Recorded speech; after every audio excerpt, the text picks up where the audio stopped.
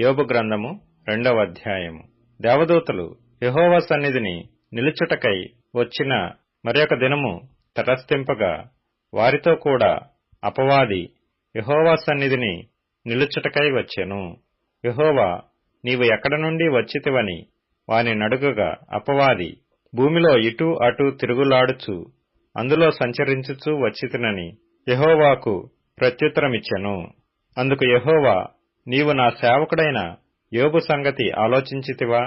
అతడు యథార్థవర్తనుడును న్యాయవంతుడునై దేవునియందు భయభక్తులు కలిగి చెడుతనము విసర్జించినవాడు.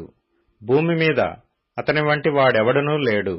నిష్కారణముగా అతనిని పాడుచేయుటకు నీవు నన్ను ప్రేరేపించినను అతడు ఇంకనూ తన యథార్థతను వదలక నిలకడగానున్నాడనగా, అపవాది చర్మము కాపాడుకొనుటకై చర్మమును, తన ప్రాణమును కాపాడుకొనుటకై తనకు కలిగినది యావత్తును నరుడిచ్చును గదా.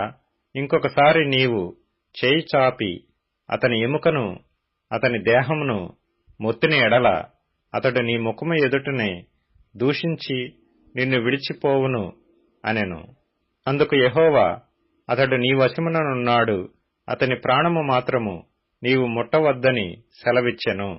కాబట్టి అపవాది యెహోవా సన్నిధి నుండి బయలు వెళ్లి అరికాలు మొదలుకొని నడినెత్తి వరకు బాధగల కురుపులతో యోబును మొత్తెను.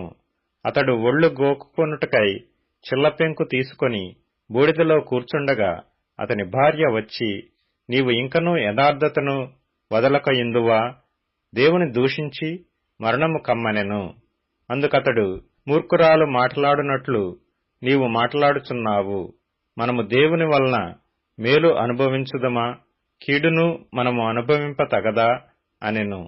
ఈ సంగతులలో ఏ విషయమందును యోబు నోటి మాటతోనైనను పాపము చేయలేదు.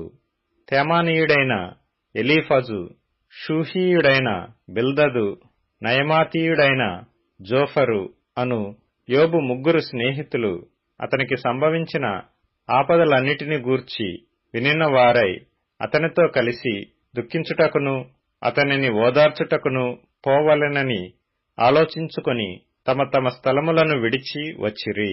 వారు వచ్చి దూరముగా నిలువబడి కన్నులెత్తి చూచినప్పుడు అతని పోల్చలేక తమ వస్త్రములను చింపుకొని ఆకాశము తట్టు తలల మీద ధూళి చల్లుకొని ఎలుగెత్తి ఏడ్చిరి.